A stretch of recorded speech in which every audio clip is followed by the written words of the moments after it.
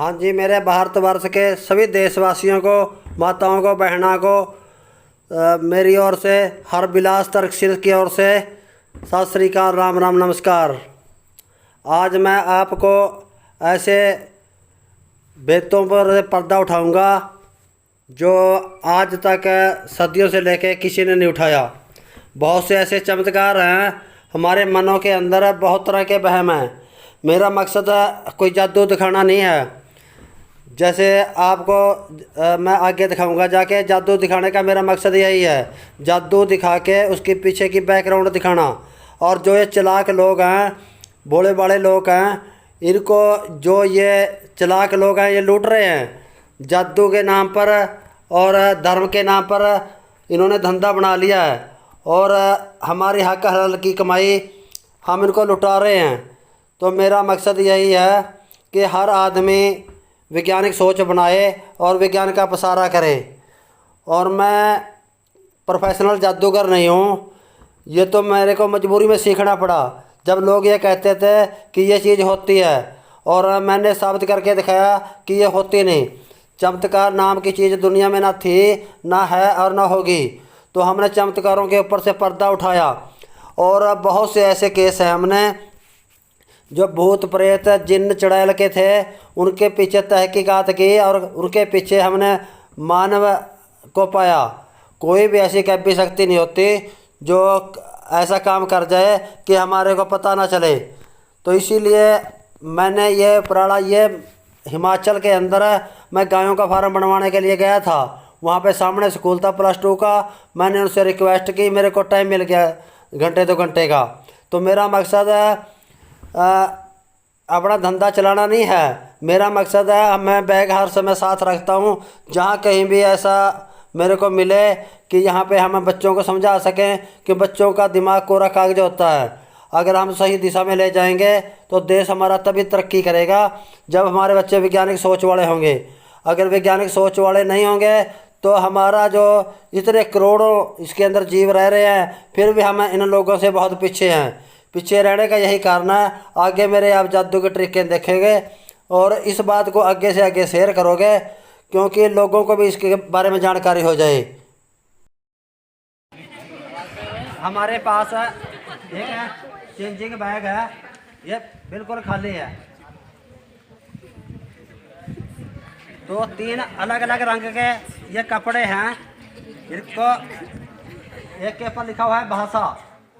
हिंदुस्तान में बहुत तरह की भाषा बोली जाती है जो एक दूसरे के समझ नहीं आती। कश्मीर से कन्याकुमारी तक बहुत भाषाएं हैं, परंतु इन सब के होते हुए भी हम एक हैं। उसका कारण है हमने इसके अंदर ये भाषा डाल दी। और ये है जाति। हिंदुस्तान में कुछ मेन जातियाँ, कुछ उपजातियाँ हैं। यहाँ पे बहुत तरह की जातियाँ हैं। एक जाति पकड़ो बेटा। और ये है धर्म, हिंदू, मुस्लिम, सिख, ईसाई।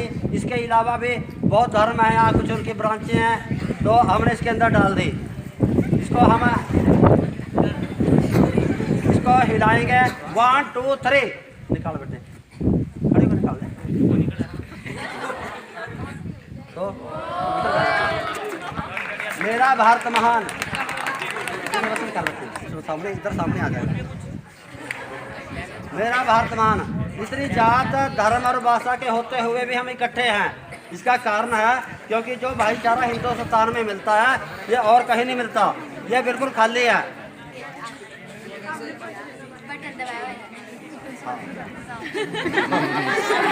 तो हम इसको फिर तिरंगे को इसमें डालेंगे। इसमें डालना, इसको किया 1 2 3, जब फिर अकेले निकल आएंगी। क्यों? कुछ फिरका परस्त लोग हैं, हमारे को जात, धर्म और भाषा के नाम पर लड़ाकर और हमारा फायदा उठाते हैं। हमने बेटा लड़ना नहीं है, हमने अपने देश का नागरिक बनना है, ना कि हिंदू मुसलमान बनना है। हमने अपने देश की रक्षा करनी है, सेवा करनी है।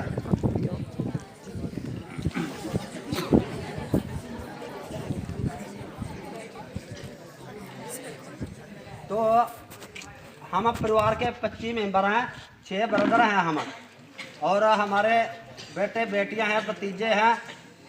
हम अलग सिस्टम है हमारा।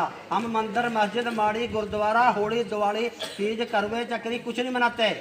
हम इंसान को ही इज्जत देते हैं। जो भी मकान या कोई भी धार्मिक स्थान बना है वो आदमी ने बनाया है, और आदमी उसी के कारण आदमी को कत्ल कर रहा है। हमारा कहने का ये मतलब है इंसान की इज्जत करो।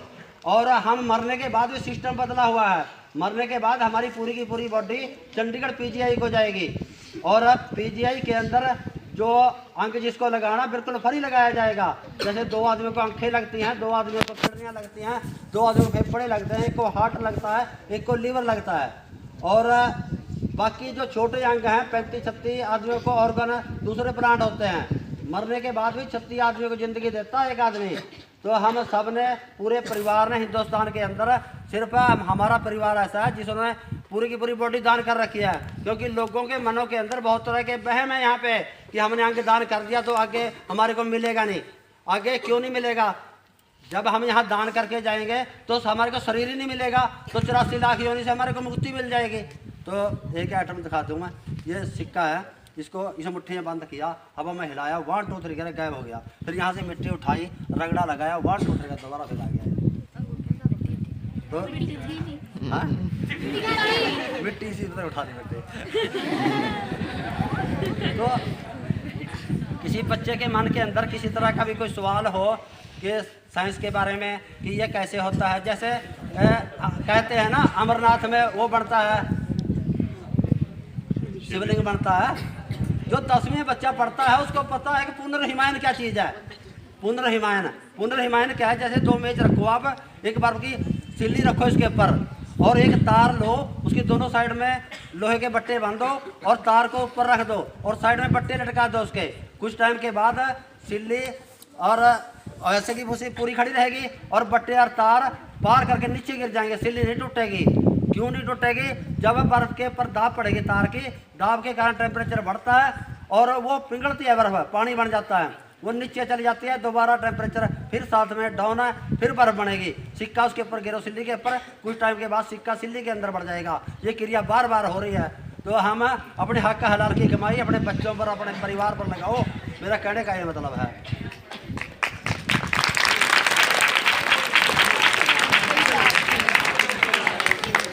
हर चीज़ के पीछे साइंस है।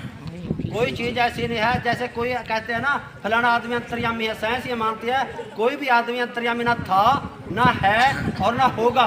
अगर फिर भी हमारे मन के अंदर शंका होगी कि वो आदमी तो अंतर्यामी है, पूछा देता है, ऐसे करता है, अगर कोई पूछा देता है, पहली चुनौती है हमारे सीलबंद करेंसी नोट का क्रमांक पढ़ सकता हो। जैसे कोई भी नोट है उसके ऊपर सरकार का नंबर लिखा हुआ है।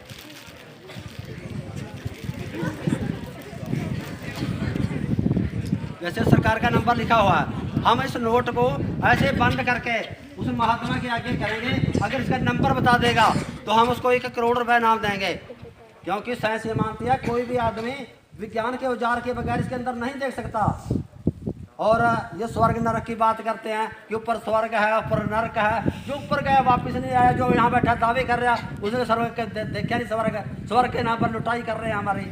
तो हम जितना पढ़ेंगे बेटा उतना ही पास होंगे, क्योंकि ये नंबर उतने ही जितना पढ़ेंगे। हम जाते जाते रास्ते मंदिर में सूखेंगे कि मेरे नंबर आ जाएं, महाराज मेरे नंबर आ जाएं। उधर किसके उठाए, हाथ के अंदर चले गया 1.5 रुपया, 25 पैसे उठाए चले गए 2.25, एक और उठाया चले गए 3.25, 3.25 में से 1 रुपया निकाल लिया, कितने रह गए 2.25। इसको किया 1 2 3, क्या हो जाएगा।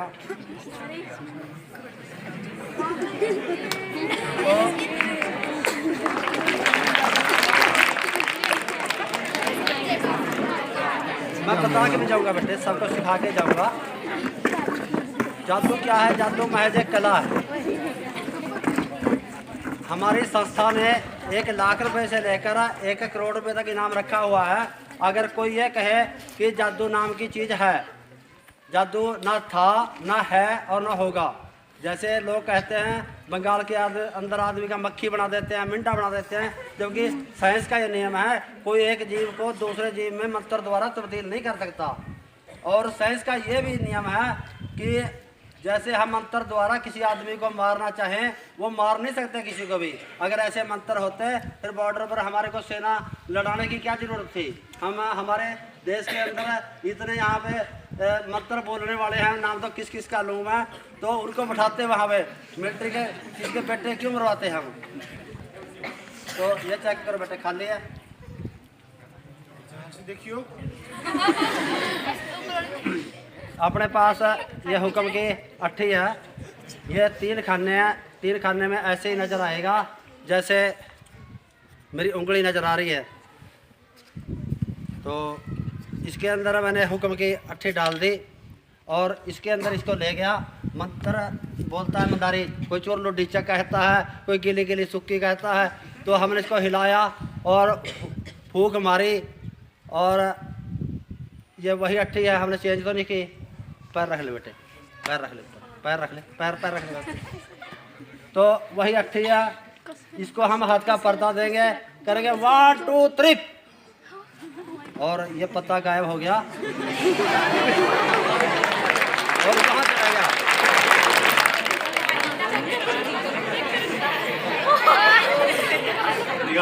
अगर कोई बग में कपड़े डाल के इतना चमत्कार कर जाए, हम सोचेंगे कि बाबा तो करामाती है, जबकि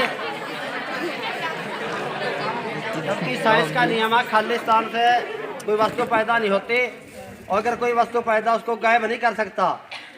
ये कैसे गायब हुई, क्योंकि जादू का सिस्टम ही कुछ अलग है, मैं बता के जाऊंगा आपको बाद में। जैसे गांव में देखते हैं छींक आना, छींक के ऊपर हर आदमी वहम करता है, किसी काम के लिए जा रहे पड़ोसी ने छींक मार दी, हम उसी समय रुक जाएंगे। छींक का काम के साथ कोई संबंध नहीं है। छींक क्यों आती है, हमारा नाक का जो द्वार है, सांस क्रिया का सिस्टम है, यहाँ पे एक पर्दा लगा हुआ है। यहाँ पे नजला जुकाम कीटाणु जीवाणु कुछ भी टच कर जाएगा, यहाँ पे खाज उत्पन्न होगी। दिमाग को उस समय संदेश चला जाएगा, श्वास नाली के अंदर कुछ है। दिमाग उसी समय फेफड़ों को आदेश देंगे कि वहाँ से साफ करो। फेफड़े 180 किलोमीटर प्रति घंटे की रफ्तार से हवा फेंकेंगे, उसका खड़का छींक है। अगर एक बार में निकल गई ठीक है, नहीं दोबारा फिर बढ़ के आएगी, उसका काम के साथ कोई संबंध नहीं है। फिर हमें रुकना क्यों चाहिए, नहीं है। ऐसा ना हो हम आगे चलें, हमारे को चक्कर आ जाए, हमारी बॉडी को नॉर्मल होने के लिए हम उसको 1-1.5 सेकंड देंगे रुकने का, उसका काम के साथ कोई संबंध नहीं है। हम परख नहीं करते, हम जिस काम को जाते हैं अगर तो वो काम हो जाता है तो हम महसूस नहीं करते, अगर वो काम हमारा ना बने तो उसी समय मन में आ जाता है काम कैसे बनता है, इसलिए छिक मारती थी पहले ही। तो ऐसे ऐसे छोटे छोटे वहम, जैसे नंबरदार मत्थे लग गया। नंबरदार मत्थे लगना क्या था, नंबरदार जैसे पहले राज काज थे, राजों का राज रहा, यहाँ जगीरदारों का रहा, अंग्रेजों का रहा, और जैसे आज भी राज प्रबंध है, नंबरदार सरकार और लोगों के बिचारे की कड़ी है। उसने सरकार का मैसेज आ जाना, लोगों के पास संदेश देना कि अपनी टाल इकट्ठी करके जमीन की सरकारी खजाने के अंदर जमा करानी है। हमारी जेब में पैसा नहीं होता था और हम नंबरदार के घर से गेड़ा खा के निकलते थे, इधर जाएंगे तो नंबरदार हमारे को टोकेगा, बस इतना कारण था। उसका काम के साथ कोई संबंध नहीं था। जैसे भूत प्रेत ये कपड़े कटना, आग लगना। मैं 98 के अंदर मैंने किताब पढ़ी थी, मैंने द बिगॉन गॉडमैन, उसने क्लियर कर दिया था कि ब्राह्मण कैसे चलता है और बॉडी में क्या फंक्शन है। मैं भी अब जैसे किसानों के परिवारों से पैदा हुआ हूँ, तो मैंने जब किताब पढ़ी वो किताब ने क्लियर कर दिया कि कैसे चलता है सिस्टम। तो हमारे गांव में क्या गुग्गा माड़ी थी, गुग्गा माड़ी का किसी ने ताला लगाया था, ताला टूट का कोठों के ऊपर से गया था और वो आदमी रात को ही मर गया था। उसके बाद किसी ने उसका दरवाजा तक नहीं लगाया था। तो मैंने घोषणा कर दी कि ताला मैं लगाऊंगा। सारे गाँव में शोक पड़ रहा था कि इसको हर बलास को आज ना पीर मार देगा, राजस्थान वाला राणा है, इसने ये मार दिया वो मार दिया। तो पुलिस ने डेथ सर्टिफिकेट रखवाया मेरे से, क्योंकि उसके अंदर वो कह रहे न्यूटन की गति का नियम है, स्थिर वस्तु जब तक गति नहीं करेगी जब तक उस रुपया वाले लगाया जाएगा। हर बच्चा पढ़ता है, पढ़ने के बाद उसको बच्चा इसलिए पढ़ता है उसको नंबर लेने हैं, टीचर इसलिए पढ़ाता है उसको सिस्टम के साथ जुड़ा हुआ है। वो निजी जिंदगी में अगर लागू करेंगे तो हमारे को कोई गुमराह नहीं कर सकेगा। तो मैंने उसको ताला लगा दिया, सारी रात वहाँ पे चौकी लगी और वो ताला खुला नहीं। तो ऐसा कुछ भी नहीं होता।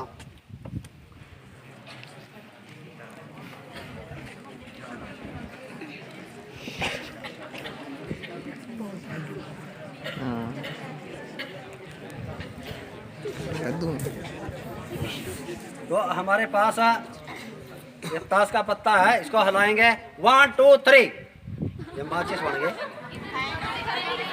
माचिस के अंदर क्या है? तिल्ली। इसको हिलाया 1 2 3, ये खाली हो जाएगी।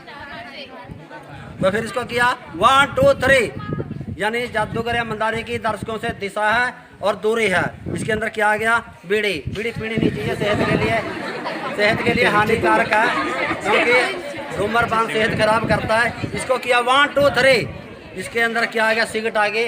ये आज नौजवान बच्चे स्मैक पीने लग गए, ये उससे भी बुरा है। नशे ने बड़े बड़े घर उजाड़ दिए। मैंने ऐसे परिवार देखे हैं जिनके 700 800 बीघे, आज उनके पास एक